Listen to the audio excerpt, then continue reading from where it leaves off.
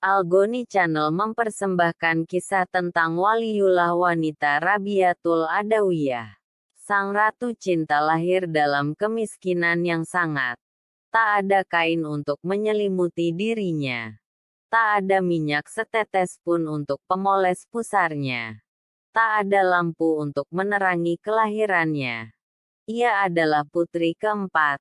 Maka disebutlah Robiah. Sang ayah menekur sedih memikirkan hal ini. Mau pinjam ataupun minta, sudah menjadi pantangan bagi dirinya. Semuanya digantungkannya pada Allah. Dalam kesedihan ia bermimpi. Bertemu sang nabi yang menghibur hati. Temuilah gubernur Basrah. Dan katakan, setiap malam engkau kirimkan solawat 100 kali kepadaku. Dan setiap malam Jumat 400 kali. Kemarin adalah malam Jumat dan engkau lupa mengerjakannya. Sebagai penebus kelalaianmu itu, berikanlah kepada orang ini 400 dinar, yang telah engkau peroleh dengan halal. Gubernur pun memberikan apa yang dikehendaki oleh Nabi, ditambah dengan 2000 dinar bagi sedekah orang miskin. Cukuplah sudah untuk kebutuhan keluarga Robiah. Sampai keadaan berbicara lain. Bencana kelaparan melanda Basrah. Seorang penjahat menculik Robiah. Untuk kemudian dijual di pasar budak dengan harga 6 dirham. Majikan membelinya dan memberikannya tugas-tugas yang berat. Siang hari Robiah bekerja sambil berpuasa. Malam harinya dihabiskan untuk mujahadah dan muajahah dengan robnya. Kedekatan beralih menuju keakroban. Keakroban membawanya kepada kerinduan dan kerinduan telah mengantarkannya pada cintanya pada Tuhannya. Aku adalah miliknya. Aku hidup di bawah naungannya. Aku lepaskan segala sesuatu yang telah kuperoleh kepadanya. Aku telah mengenalnya. Sebab aku menghayati satu malam yang dingin. Sang majikan merasakan kegelisahan dalam hatinya. Maka ia pun berjalan ke belakang rumah. Memeriksa sekelilingnya. Memeriksa kunci-kunci rumahnya. Dan ketika ia sampai di dekat gudang tempat Robiah tinggal, kekagetannya membuat ia sendiri gugup. Lampu yang semula dipegangnya kini terlempar entah kemana. Bagaimana tidak? Ketika ia melongokkan kepalanya ke dalam ruang tempat Robiah beristirahat, ia sedang melihat Robiah menjalankan sholat. Dan di atasnya tampak cahaya yang terang benderang. Bukan lampu. Sebab cahaya itu tidak bergantung kepada suatu apapun. Keesokan harinya, Robiah dipanggil. Majikannya menyampaikan keinginannya. Ia membebaskan Robiah sebagai budak. Kini Robiah merdeka. Meski sang majikan berharap Robiah mau untuk tinggal di rumahnya, tapi ia memilih untuk pergi menjauhi masyarakat sekitar. Dan ia menemukan sebuah gua agak di pinggir desa.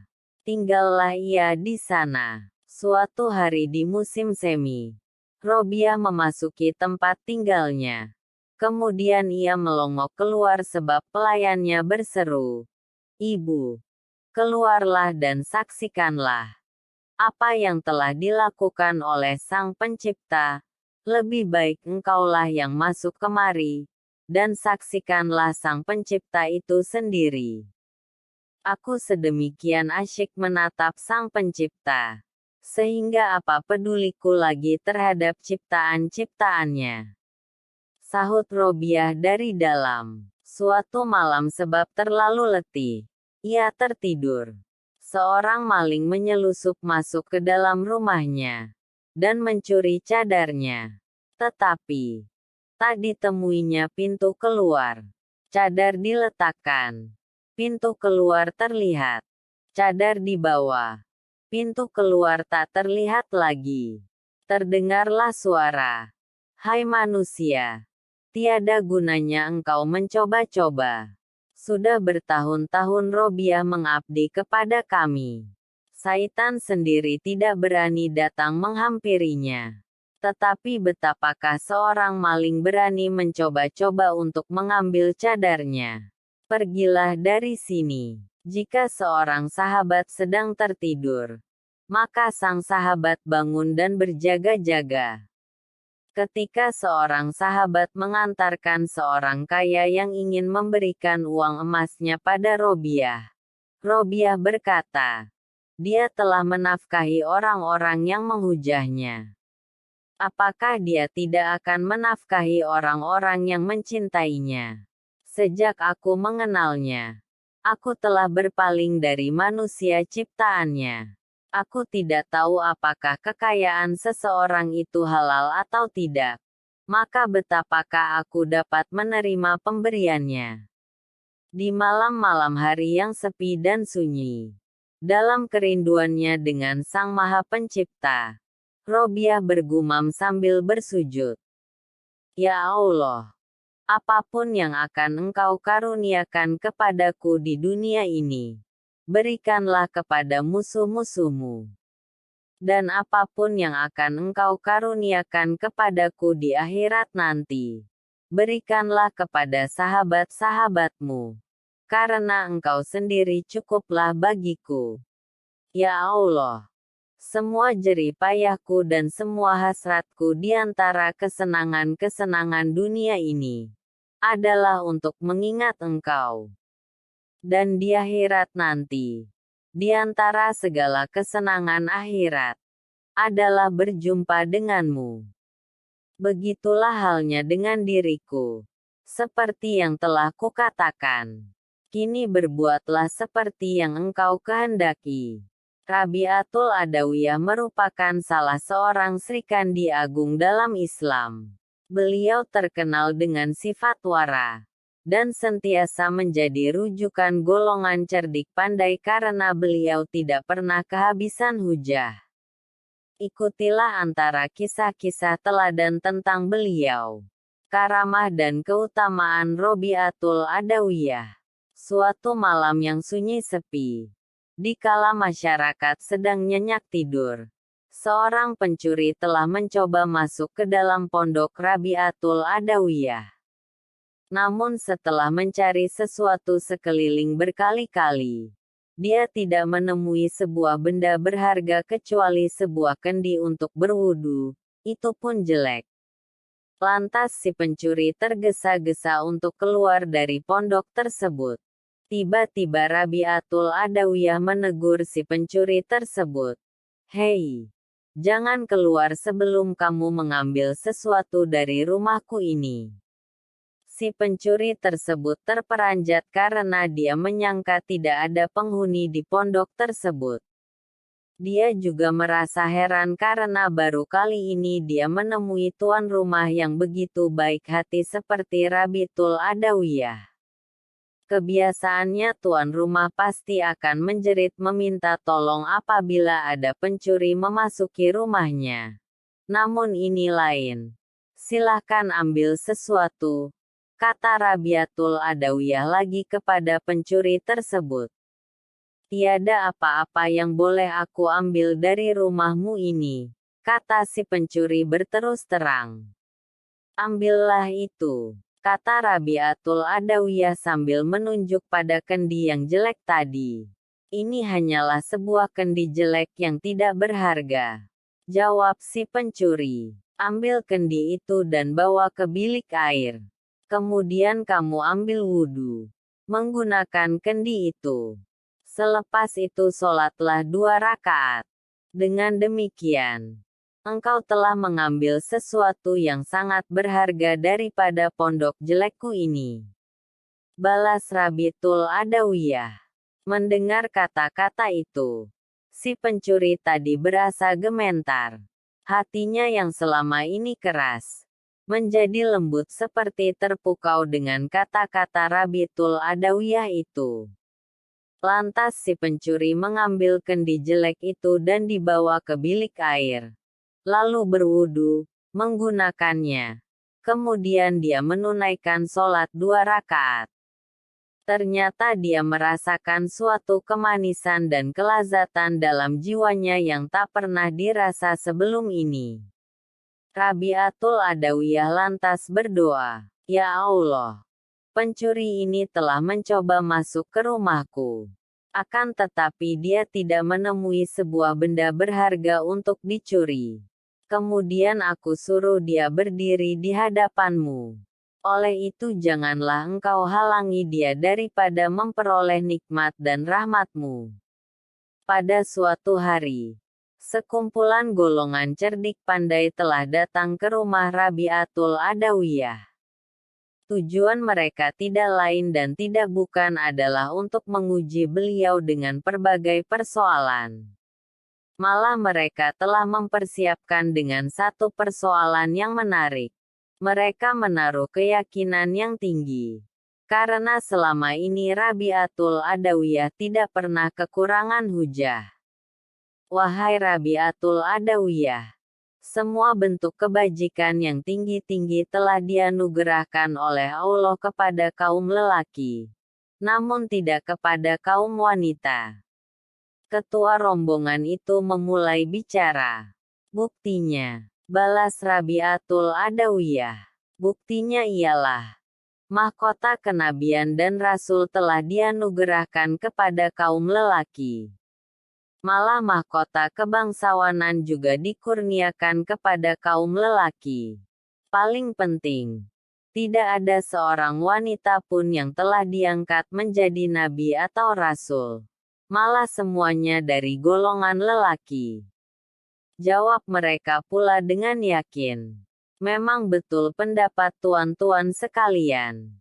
Akan tetapi harus diingat bahwa sejahat-jahat pangkat ada pada kaum lelaki juga. Siapa yang mengagung-agungkan diri sendiri? Siapa yang begitu berani mendakwakan dirinya sebagai Tuhan? Dan siapa pula yang berkata, "Bukankah aku ini Tuhanmu yang mulia?" Dengan tenang, Rabi'atul Adawiyah membalas hujah mereka sambil merujuk kepada Fir'aun dan Namrud. Kemudian Rabi'atul Adawiyah menambah lagi, anggapan dan ucapan seperti itu tidak pernah keluar dari mulut seorang wanita. Malah semuanya dilakukan oleh kaum lelaki. Suatu hari, Rabi'atul Adawiyah melihat seorang sedang berjalan-jalan dengan kepalanya berbalut sambil meminta simpati dari orang banyak. Karena ingin tahu sebabnya orang itu berbuat demikian, Rabi'atul Adawiyah bertanya, "Wahai hamba Allah, mengapa engkau membalut kepalamu begini rupa?" "Kepalaku sakit," jawab orang itu dengan singkat. "Sudah berapa lama?" tanya Rabi'atul Adawiyah lagi. "Sudah sekian hari," jawabnya dengan tenang. Lantas Rabi'atul Adawiyah bertanya lagi, "Berapa usiamu sekarang?" Orang itu menjawab, "Sudah 30 tahun." "Bagaimana keadaanmu selama 30 tahun itu?" tanya beliau lagi. "Alhamdulillah, sehat-sehat saja," jawabnya. "Apakah kamu memasang sesuatu tanda di badanmu bahwa kamu sehat selama ini?" tanya Rabi'atul Adawiyah. "Tidak," jawab orang itu ragu-ragu. "Masya Allah, selama 30 tahun Allah telah menyehatkan tubuh badanmu. Tetapi kamu langsung tidak memasang sesuatu tanda untuk menunjukkan kamu sehat sebagai tanda bersyukur kepada Allah. Jika sebaliknya, pasti manusia akan bertanya kepada kamu sebabnya kamu sangat gembira. Apabila mereka mengetahui nikmat Allah kepadamu, diharapkan mereka akan bersyukur dan memuji Allah." Jelas Rabi'atul Adawiyah. Akan tetapi, kini apabila kamu mendapat sakit sedikit, kamu balut kepalamu dan kemudian pergi ke sana-sini bagi menunjukkan sakitmu dan kekasaran Allah terhadapmu kepada orang banyak. Mengapa kamu berbuat hina seperti itu? Sambung Rabi'atul Adawiyah lagi. Orang yang berbalut kepalanya itu hanya diam 1000 bahasa dan tertunduk malu dengan perlakuannya. Kemudian dia segera meninggalkan Rabi'atul Adawiyah dengan perasaan kesal dan insaf. Ya Allah, jika aku menyembahmu karena takut kepada neraka, bakarlah aku di dalam neraka. Dan jika aku menyembahmu karena mengharap surga, campakkanlah aku dari dalam surga. Tetapi jika aku menyembahmu demi engkau semata, janganlah engkau enggan memperlihatkan keindahan wajahmu yang abadi kepadaku. Wafatnya Robiatul Adawiyah. Mengenai wafatnya ada dua pendapat, yaitu tahun 135 H752 M atau tahun 185 H801 M. Demi agar ia kuat beribadah, Robiah senantiasa meletakkan kain kafan persiapan dirinya nanti di sebelahnya ketika ia sholat. Ketika tiba saatnya Robiah harus meninggalkan dunia fana ini, ia mengisyaratkan dengan tangannya agar orang-orang keluar. Orang-orang yang sebelumnya menunggui, kini satu demi satu membiarkan Robiah sendiri. Setelah itu, mereka mendengar suara dari dalam kamar Robiah. Ya nafsul mutmainah, irji ila robika. Beberapa saat kemudian tak ada lagi suara yang terdengar dari kamar Robiah. Mereka lalu membuka pintu kamar itu dan mendapatkan Robiah telah berpulang. Konon setelah itu ada yang bermimpi melihat Robiah. Kepadanya ditanyakan, "Bagaimanakah engkau menghadapi Munkar dan Nakir, wahai Robiah?" Robiah menjawab, "Kedua malaikat itu datang kepadaku dan bertanya, 'Siapakah Tuhanmu?' Aku menjawab, 'Pergilah kepada Tuhanmu dan katakan kepadanya, di antara beribu-ribu makhluk yang ada, janganlah engkau melupakan seorang wanita tua yang lemah. Aku hanya memiliki engkau di dunia yang luas, tidak pernah lupa kepadamu. Tetapi mengapakah engkau mengirimkan utusan sekedar menanyakan, siapakah Tuhanmu, kepadaku? Ya Allah, curahkan dan limpahkanlah keridhaan atasnya dan anugerahilah kami dengan rahasia-rahasia yang engkau simpan padanya. Amin. Wallahu a'lam bishshawab."